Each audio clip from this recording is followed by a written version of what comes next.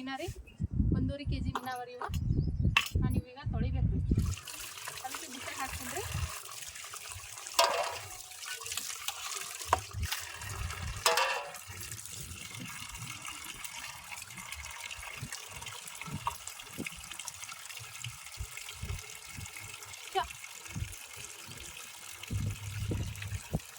ಆ ಮೀನ ನೋಡ್ರಿ ಹೆಂಗೆ ಸೇಮ್ ಇದ್ದಂಗೆ ರೀ. ಈಗ ನೋಡ್ರಿ ಹಿಟ್ಟು ಹಚ್ತೀನಿ ರೀ ಅವಕ್ಕೆ ಹಿಂಗೆ ಮೀನಕ್ಕಿಲ್ಲ ಹಿಟ್ಟು ಅಂದರೆ ಇದು ಜೋಳದ ಹಿಟ್ಟು ನೋಡ್ರಿ. ಇದು ಈ ರೀತಿ ಜೋಳದ ಹಿಟ್ಟು ಹಚ್ಚಿ ಈ ಕಲ್ಲದಲ್ರಿ ಇದು ಈ ಕಲ್ಲಿಗೆ ತಿಕ್ಕಬೇಕು ರೀ ಇವ. ಅಂದ್ರೆ ನೀರಿನೊಳಗೆ ಹಾಸು ಇರ್ತದಲ್ರಿ, ಹಾಸೆಲ್ಲ ಕುಂತಿರ್ತದೆ ಇದು ಮ್ಯಾಲೆ ಮೀನಕ್ಕೆ. ಇವಕ್ಕೆ ಚಿಂಪಿರಂಗಿಲ್ಲ ರೀ, ಚಿಂಪಿದ್ರೆ ತೆಗೆದ್ಬಿಟ್ರೆ ಎಲ್ಲ ಹೋಗ್ಬಿಡ್ತದೆ ರೀ. ಇವು ಮೀನಕ್ಕೆ ಚಿಂಪಿರಂಗಿಲ್ಲಲ್ರಿ, ಅದಕ್ಕೆ ಈ ರೀತಿ ನೋಡ್ರಿ ಹಿಟ್ಟು ಹಚ್ಚಿ ಹಿಂಗೆ ತಿಕ್ಕಬೇಕು ಇವು. ಜೋಳದ ಹಿಟ್ಟು ಹಚ್ಚಿ, ಜೋಳದ ಹಿಟ್ಟಿಗಿನದಲ್ರಿ ಎಲ್ಲ ಥರದ್ದು ಇದಕ್ಕೇನು ಹಾಸಾಗಿರ್ತಲ್ರಿ, ಕಪ್ಪಿ ಹಾಸು ಅಂತ ಕರಿತೇವೆ ನಾವು. ಅದಕ್ಕೆ ಕಪ್ಪಿ ಹಾಸು ಕುಂತಿರ್ತೀವಿ ರೀ, ಇವಕ್ಕೆಲ್ಲ ನೀರಾಗ ಆಡ್ತಿರ್ತಾವಲ್ರಿ, ಅದೆಲ್ಲ ಹೋಗ್ಬಿಡ್ತೀವಿ ರೀ. ನೋಡ್ರಿ ಎಕಡೆ ತಿಕ್ಕಿರಲ್ಲಲ್ರಿ, ಆ ಕಡೆ ಎಲ್ಲ ತಿಕ್ಕಬೇಕು. ನಾವು ತೊಳೆದ್ಮೇಲೆ ಇವಾಗ ಕೈಯಾಗ ಜರಂಗಿಲ್ಲ ರೀ. ನೋಡ್ರಿ ಕೈಯಾಗ ಹಿಡಿದ್ರೆ ಒಂದೇ ಸಮನೆ ಜಾರ್ತಾವ್ರಿ.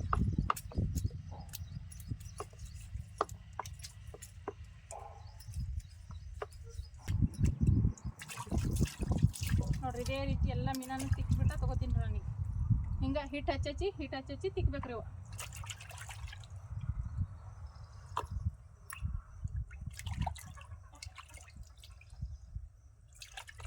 ಈಗ ಇದಕ್ಕೆ ಇದು ಹಿಟ್ಟು ಹಚ್ಚಿ ತೊಳೆದಿನಲ್ರಿ, ಇದಕ್ಕೆ ಕಟ್ ಮಾಡಮ್ರಿ. ಕಟ್ ಅಂದ್ರೆ ಇದ್ರೊಳಗಿಂದ ಹೊಟ್ಟೆ ತೆಗಿಬೇಕ್ರಿ ಅಷ್ಟೇ.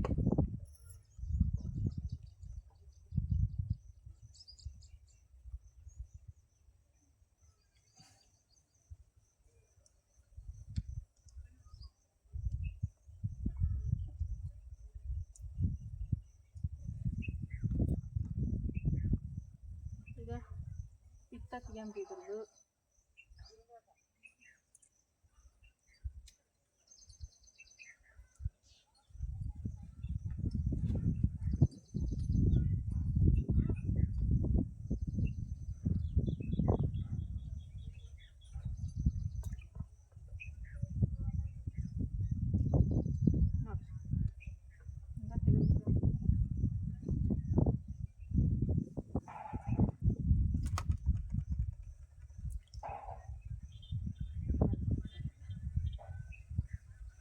ಈ ರೀತಿ ತೊಳಿಬೇಕು.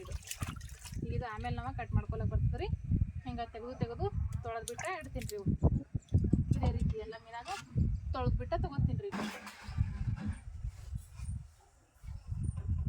ಈಗ ನೋಡ್ರಿ ಮೀನಾ ತೊಳೆದ್ಬಿಟ್ಟು ತೊಗೊಂಡಿದ್ರಿ. ನಾನು ಅಲ್ಲಿ ಹೊರಗೆ ತೊಳ್ಕೊಂಬಂದಿನಿ ರೀ. ಮತ್ತು ಇಲ್ಲಿ ಇನ್ನೊಂದು ಸರ್ತಿ ತೊಳಿತೀನಿ ರೀ. ನಾನೀಗ ಅಲ್ಲೇ ತೊಳೆದಲ್ರಿ ನಾನು ಸಿಂಟೆಕ್ಸ್ ಬೆಲೆಕ.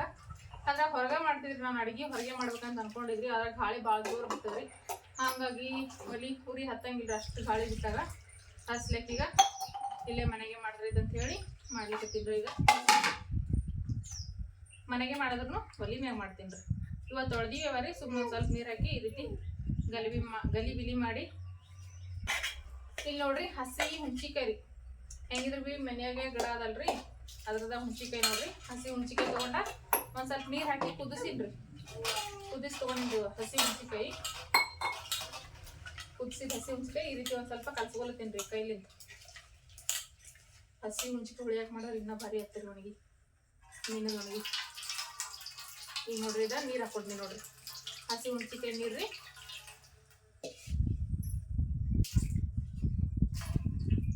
ನೋಡ್ರಿ ಸಿಪ್ಪೆ ಎಲ್ಲ ಇಲ್ಲಿ ಇಟ್ಬಿಡ್ತೀನಿ ರೀ.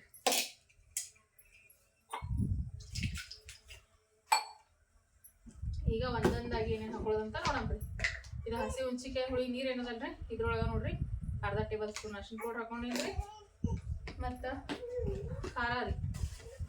ಖಾರಕ್ಕೆ ಎಷ್ಟು ಬೇಕೋ ಅಷ್ಟು ನೋಡ್ಕೊಂಡ ಖಾರನ ಹಾಕೋಬೋದ್ರಿ. ನಾನಿಲ್ಲಿ 1 ಸ್ಪೂನು,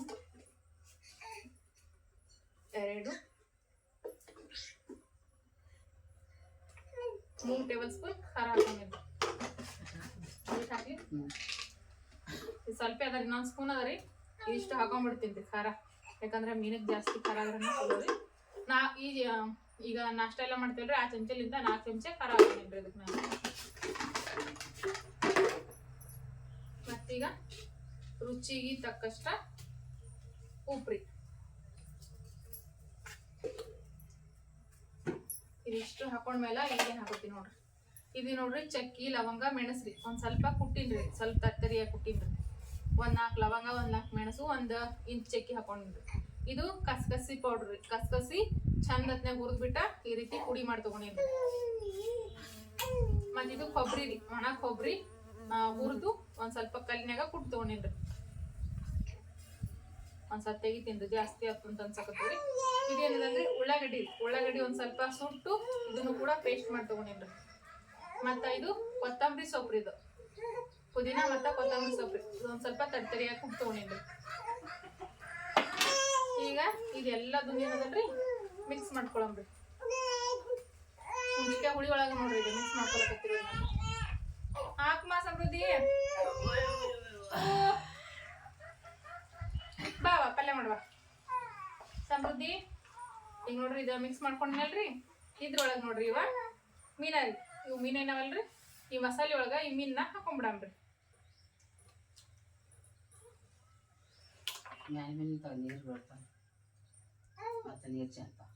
ಅವ ನಾವು ತೊಳೆದಿರ್ತಾವಲ್ರಿ, ನೀರ್ ಹಿಡಿದಿರ್ತಾವ. ಅವ್ ನೀರ್ ಒಂದ್ ಸ್ವಲ್ಪ ಜಾನ್ತಾನೆ ಇರ್ತಾವ್ರಿ, ಹಂಗೆ ಅವು.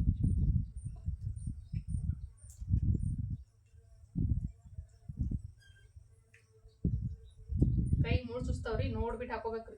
ಬಡ ಬಡ ಹಾಕೊಳಕ್ ಹೋದಂದ್ರೆ ಮೂಳ್ ಚುಚ್ಚಿ ಬಿಡ್ತಾವ್ರಿ. ಅದಕ್ಕೆ ನಾನು ಸೊಕಾಸ ಹಾಕೊಳಕತ್ತೀನ್ರಿ. ಈಗ ಎಂದಲ್ರಿ ಇದ ಮಿಕ್ಸ್ ಮಾಡ್ಕೊಳಮ್ರಿ ಮಸಾಲೆ ಒಳಗೆ ಮೀನನ್ನೆಲ್ಲ. ಅಂದ್ರ ಎಲ್ಲ ಮೀನಕ್ಕೂ ಇದು ಮಸಾಲೆ ಹಿಡಿಬೇಕ್ರಿ.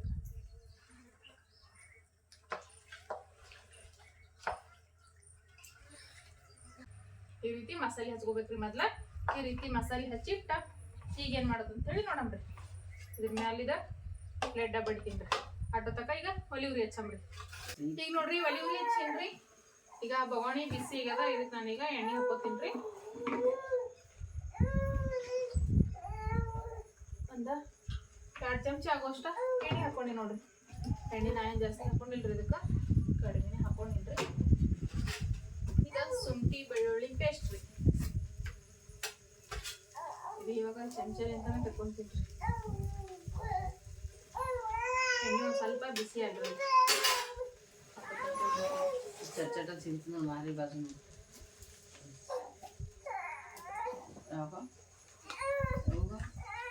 ಒಂದ್ ಚಮಚ ತಗೊಂಡಿನ್ರಿ ಶುಂಠಿ ಬೆಳ್ಳುಳ್ಳಿ ಪೇಸ್ಟ್, ಜಾಸ್ತಿ ಏನಿಲ್ರಿ. ಹಾಕಮ್ಮ ಸಮೃದ್ಧಿ, ನಮ್ಮ ಸಮೃದ್ಧಿ ಆಟ ಆಡೋದ ನೋಡ್ರಿ. ಈಗ ಇದಕ್ಕ ಶುಂಠಿ ಬೆಳ್ಳುಳ್ಳಿ ಪೇಸ್ಟ್ 1 ಚಮಚ ಹಾಕೊಂಡಿನ್ರಿ. ಇವಾಗ ತಿರುವಂದ್ರಿ.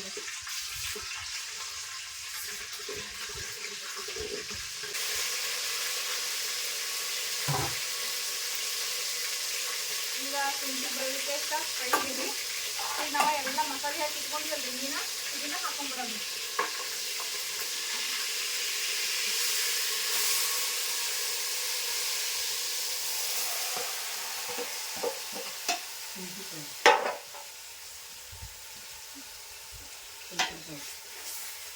ಇದಕ್ಕೆ ಹಾಕೊಳ್ಳೋಣ.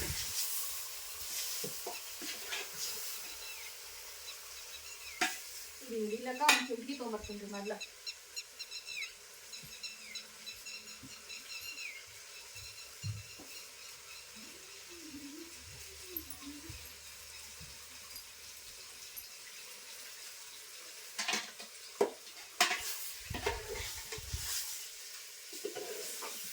ಇವ ಎತ್ಕೊಳ್ಳೋಣ.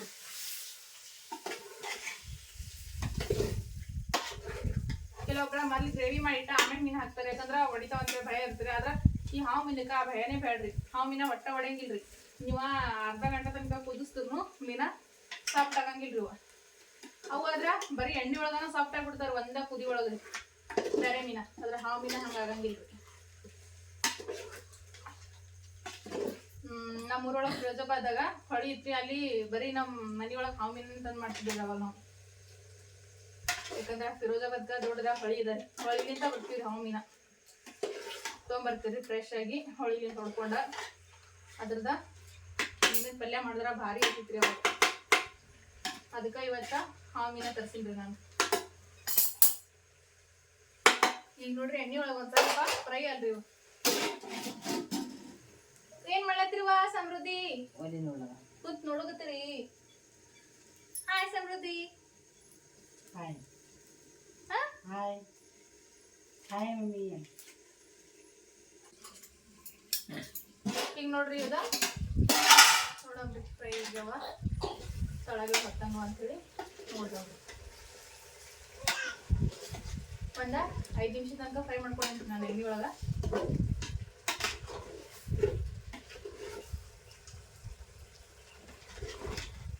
ಭಾರಿ ಮಸ್ತ್ ಫ್ರೈ ಈಗ.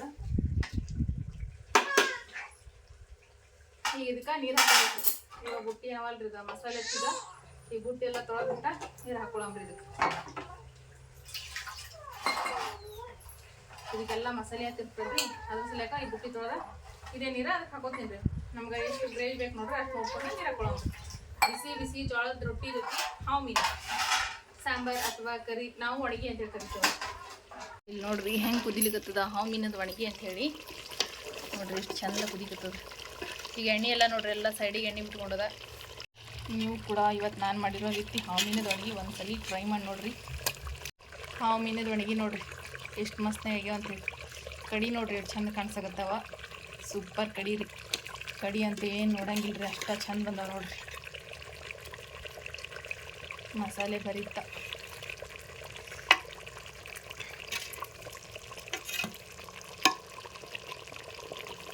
ನೋಡ್ರಿ ಮಸ್ತ್ನೇ ಕುದಿಕತ್ತದ್ರಿ. ಈಗ ಇದಕ್ಕೆ ನೀರು ಹಾಕೊಳಂಬ್ರಿ.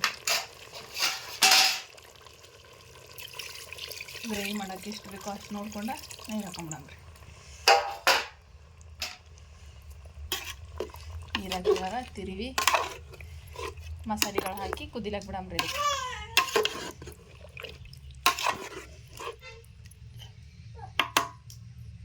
ನೋಡ್ರಿ ಕುದಿಲಕತ್ತಿ ಒಣಗಿಗೆ.